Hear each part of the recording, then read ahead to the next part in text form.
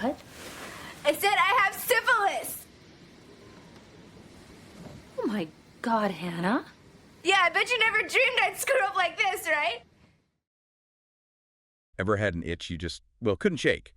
Now imagine that itch could eventually make your nose fall off. That's pleasant. Not exactly my idea of a good time. Mine neither. Welcome to the Time Cabinet, folks, where we gleefully rummage through history's most charming afflictions.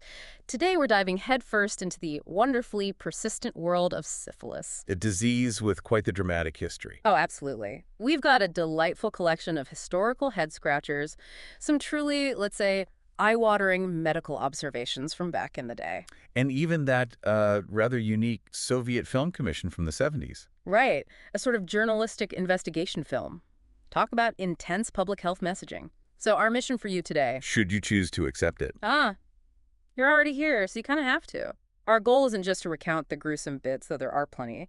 We want to understand how societies reacted, how they threw everything, maybe even the kitchen sink, at this thing. And the surprising twists. The moments where history zigs when you expect it to zag. Exactly. And why, even with all our modern medicine, it's a story that, well, it still has a pulse. It really is remarkable how different times, different cultures have tried to tackle it. Take the Soviet Union, 1973. Their approach was, well, certainly memorable. Memorable is one word for it. That scandalous journalistic investigation film you mentioned. Commissioned by the Ministry of Health, no less. It tells you so much about the level of concern, doesn't it? And also the intense secrecy and fear around a diagnosis back then. You can almost feel it in those old recordings. The stigma must have been overwhelming. Absolutely. The hushed tones, the hidden identities, it speaks volumes. And the doctor's dialogue they included wasn't exactly gentle bedside manner, was it? No sugarcoating there. More like, comrade, this is serious, and ignoring it is not advisable. Should get some action. Correction, George got some syphilis. How could I not know you were sleeping with someone? Forget. The state itself was weighing in. Which I suppose was reinforced by that official decree. Criminal liability, up to 5 years in prison for infecting someone. Yes. Imagine that hanging over your head. It's a powerful, if rather severe, incentive, to be honest, wouldn't you say? Forget awkward conversations. Just pull out the criminal code. And the follow-up if you were diagnosed. Wow. Mandatory registration. Intense contact tracing. They really went looking for everyone you might have encountered. And if you skipped your treatment, you didn't just get a reminder call. No, you might get a knock on the door from the authorities. The police could be involved in ensuring treatment compliance. Makes you appreciate modern healthcare systems, even with their flaws, doesn't it? Yeah. But the outcome, it's kind of startling. It is. These incredibly strict measures, combined with treatment, they basically achieved near eradication in the USSR.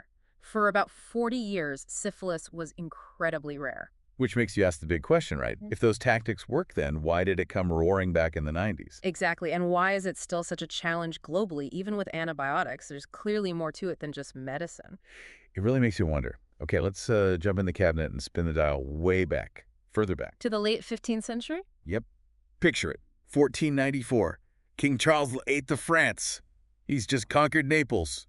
Time for a party. A really big party, by all accounts. Feasting, drinking, a proper Renaissance blowout. Little did they know that celebration was about to kick off something much less festive across the entire continent. That's where the classic theory comes in, the Columbus hypothesis. Right.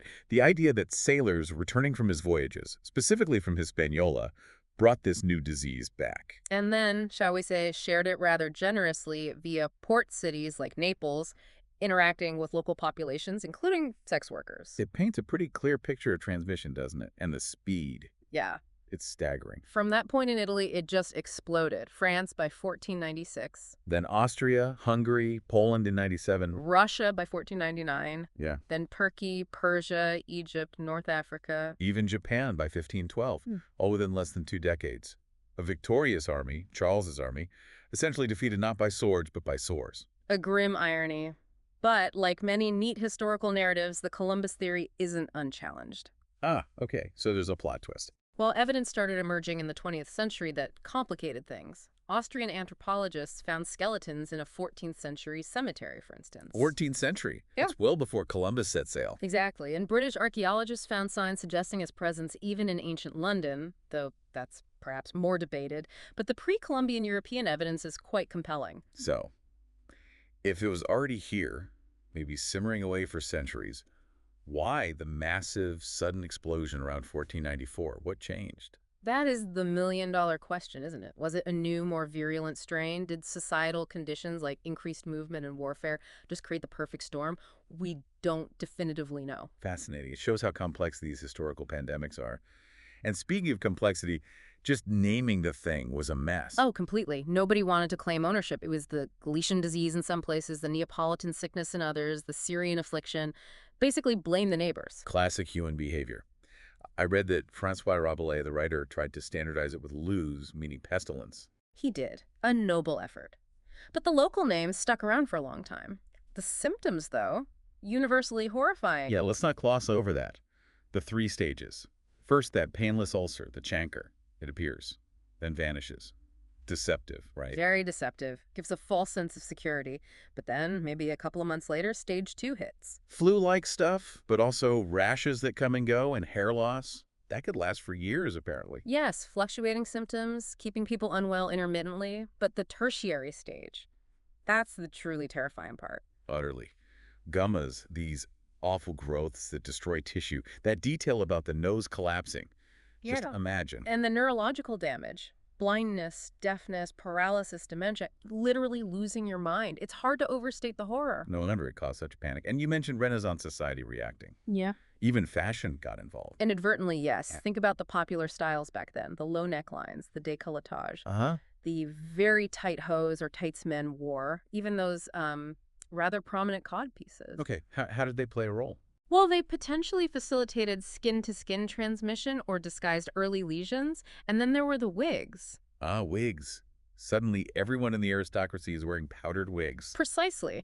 Not just a fashion statement, but a very practical way to hide the patchy hair loss caused by secondary syphilis. It was rampant, even among the elite. Bishops, cardinals, even rumors about a pope. The historical records and accounts suggest it cut across all levels of society, including the highest echelons of the church, which led to some creative explanations. Like blaming it on bad air, or breathing the same air as someone sick. Or even catching it from holy water, anything to avoid acknowledging the more likely and scandalous routes of transmission and protect the church's image. That's cool. This? Oh, it's syphilis. I caught it in prison. Wait, where are you going? The mental gymnastics are incredible. And the death rate back then, was it really that bad compared to, say, plague or war? It wasn't usually a quick killer like the plague, but its long-term effects and high prevalence made it a major threat. For many, the slow, destructive course was perhaps even more feared. Mortality was significant. You can see why Albrecht Dürer made that woodcut in 1496, portraying it like the apocalypse descending. It captured the terror, and the reaction wasn't just fear, it was often outright persecution of sufferers, Erasmus suggesting burning them. Good grief. And King James V of Scotland ordering them to be basically marooned on an island, cast out to sea. It shows the extreme stigma and desperation, a profound lack of understanding mixed with intense fear. You'd think with all that horror, there couldn't possibly be any positive side effects. But apparently, there might have been. Unexpectedly.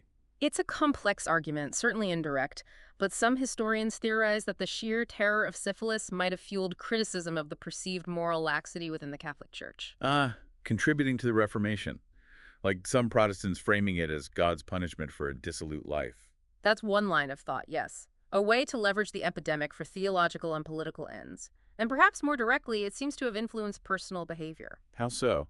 Well, historical trends suggest a potential decline in casual prostitution in some areas, maybe an increase in people joining monasteries, taking vows of celibacy, or at least a greater emphasis on marital fidelity as a protective measure. Self-preservation kicking in. And fashion changed too, didn't it? You mentioned wigs, but other things as well. Absolutely. Those revealing necklines and cod pieces gradually disappeared. Fashion shifted towards covering up. High collars like ruffs became popular. Elaborate headdresses. More focus on the face, less on the body. Exactly. And a dominance of black clothing became quite fashionable, perhaps reflecting a more somber, cautious mood influenced by the ever-present threat of disease. Wow. The disease literally changing the clothes on people's backs. Okay, let's shift focus again. Russia. Peter the Great. He wasn't one to ignore a problem, was he? Definitely not. He recognized syphilis, or the French disease, as they often called it, as a major issue, especially for his military and the state. He took action. Action like rounding up people living dissolute lives? What did that entail? It often meant forced labor therapy, essentially locking them up and making them work, partly as punishment, partly for containment. Infected soldiers and officers could be expelled. Pretty harsh measures. And he set up that first specialized hospital, right? Kalinkino. Sounds mysterious. It was intended to be highly secretive. Patients sometimes wore masks to hide their identity. It was trying to treat the disease while managing the immense social stigma. But even that didn't stop it spreading. No, it continued to be a significant problem. Controlling it without understanding the bacterium or having effective, non-toxic treatments was incredibly difficult. So later on, under Nicholas I, they tried a different tack, legalizing prostitution. Yes, an attempt at regulation rather than just suppression. They set up a medical police committee to try and monitor and control the spread through registered sex workers, conduct inspections, that sort of thing. And this is when Veniamin Tarnowski comes onto the scene, the father of Russian venereology. A crucial figure. He was deeply committed to understanding the disease scientifically. He did extensive research on diagnosis, different stages, and treatments like his posteriori, though treatments were still limited. He sounds like a real observer, very meticulous. He was. He emphasized clinical observation and was a dedicated teacher. He even went to great lengths to collect dermatological specimens and create moulages, wax models of symptoms for medical education. Really pioneering work for the time. It's still amazing it took so long to actually see the bug responsible. Yeah. Treponema pallidum. Why was it so elusive? It's just a tricky bacterium. Very thin, spiral-shaped, doesn't stain well with standard laboratory dyes that worked for other bacteria. You needed special techniques to even glimpse it. Like dark field microscopy later on. Exactly. Plus, its corkscrew motility is distinctive, hard to spot, and it can form these cyst-like forms in tough conditions, essentially hiding out. So Mechnikov infected monkeys back in 1903, proving it was transmissible, but still couldn't clearly see the agent. He demonstrated transmissibility, a huge step, but visualizing the culprit consistently remained a challenge. The real breakthrough came just 2 years later. Hoffman and Schouten, 1905, they finally got a clear look at Treponema pallidum. Yes, a landmark moment in understanding the disease. Finally, the enemy had a face, or rather, a spiral shape. And its weaknesses are almost ironic, given the havoc it wreaks. It dies instantly without moisture, hates oxygen, killed by disinfectants and heat above body temperature. That's the paradox. Outside the body, it's incredibly fragile. A bit of soap and water, drying out, exposure to air that does it in. But once inside... Once inside, it's a master infiltrator, which explains why those early treatments were so hit and miss. Mostly miss. Oh, definitely. Before mercury became dominant, you had bloodletting, all sorts of strange concoctions, herbal remedies, even things like snake entrails ground up. Desperation, really. And then mercury, advocated by people like Giorgio Somariva and the famous Paracelsus. Why mercury? What was the thinking? It's tied into old alchemical and astrological beliefs. Mercury, the planet, was associated with markets and speed, and somehow, through rather convoluted logic, the metal mercury was thought to counteract diseases associated with the market, like syphilis, often contracted via prostitution. Wow. Not exactly evidence-based medicine. How did they even administer it? Various ways, none pleasant. Rubbing mercury ointments into the skin, sometimes causing terrible sores, ingesting mercury compounds, even inhaling mercury vapor in heated rooms. That sounds incredibly toxic. It was. Mercury poisoning was a serious side effect, loss of teeth, neurological damage, kidney failure. And the worst part, Right. it didn't actually cure advanced syphilis. It might suppress early symptoms, make the rash fade, but it couldn't eradicate the bacteria deep within the body. So, centuries of poisoning people for limited benefit. Gwim. Syphilis even popped up in art, didn't it? Yes, artists like Richard Cooper, Edvard Munch, Jan Steen, they depicted the suffering, the physical manifestations. It was part of the social landscape. And speaking of medical history mishaps, John Hunter's experiment. Ah, yes, the dedicated surgeon who wanted to understand venereal diseases. He inoculated himself with pus from a patient. Okay, points for dedication, minus several points for safety protocols. Indeed. The problem was, his source patient likely had both gonorrhea and syphilis. Hunter developed symptoms of both, but concluded they were just different manifestations of the same disease. Oh, no. Exactly. And because Hunter was such a respected figure, That misconception that syphilis and gonorrhea were one entity persisted for nearly a century, hindering research and treatment significantly. A costly error born from, well, brave but flawed self-experimentation. Yikes. Okay, let's jump forward again. Post-revolutionary Russia. Things got bad again, right? Mayakovsky even wrote about it. He did. There's a line in one of his poems hinting at an American origin, interestingly. But yes, the period after the revolution, with the Civil War, famine, and massive social disruption, syphilis rates skyrocketed catastrophically. A public health nightmare on top of everything else. Mikhail Bulgakov wrote about it too, didn't he? Based on his time as a doctor. Yes, in his stories like Star Rash or The Steel Throat, he vividly depicted the horrors of dealing with syphilis epidemics in rural areas during that chaotic period. Really powerful firsthand accounts. But then things started to turn around again in the Soviet era, before penicillin. Yes, from the early 1920s, there was a concerted state effort. They held national congresses for venereologists, established a network of specialized dispensaries, even started synthesizing anti-syphilitic drugs domestically, like arsenical. And it worked. Remarkably well, actually. By 1940, the incidence had decreased something like 28-fold compared to the early 20s. A huge public health achievement, really. And then came the miracle drug, penicillin, 1940s. Alexander Fleming's discovery, mass-produced during the war, and it turned out to be incredibly effective against Treponema pallidum. It could actually kill the bacterium. Finally, a real cure. It must have felt like the war against syphilis was finally won. It certainly seemed that way for a long time. Victory seemed declared, the ancient scourge defeated by modern science. But the story wasn't over, because the 1990s happened. Indeed, particularly in the post-Soviet states. After the collapse of the USSR and its healthcare infrastructure, syphilis came roaring back. The increase was dramatic. How dramatic? By 1997, in Russia, for example, the rate was about 10 times higher than it had been in 1990. A massive resurgence. But why? We had penicillin by then, condoms were available.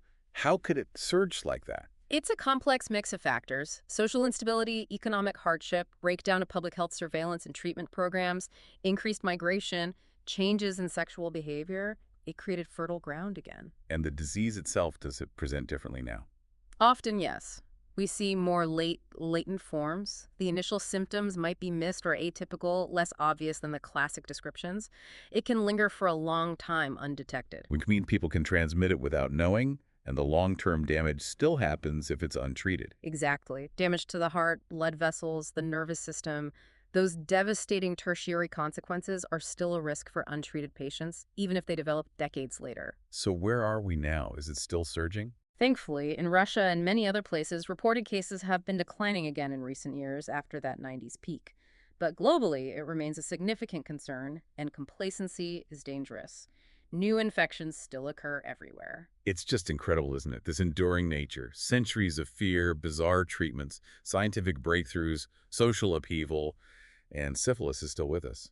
It really underscores how disease is never just about the pathogen. It's about society, behavior, economics, politics. Everything is intertwined. This whole deep dive, it's not just biology, is it?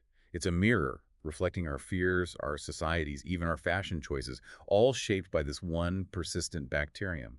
It makes you wonder, what other hidden forces, maybe things we don't even recognize yet, are shaping how we understand and respond to health challenges right now? A provocative thought. History often holds those mirrors up for us if we look closely. Absolutely. We've really only scratched the surface here today. What part of this centuries-long, frankly wild story of syphilis surprised you the most? Was it the wigs? The mercury? The Soviet film? There's certainly a lot to choose from. Let us know. Head over to a platform where listeners can interact, share your thoughts, your surprises, any questions still buzzing around your head. Let's keep this conversation going. And remember, ladies, one-night stands may be over by morning, but syphilis lasts a lifetime. Yes, ma'am!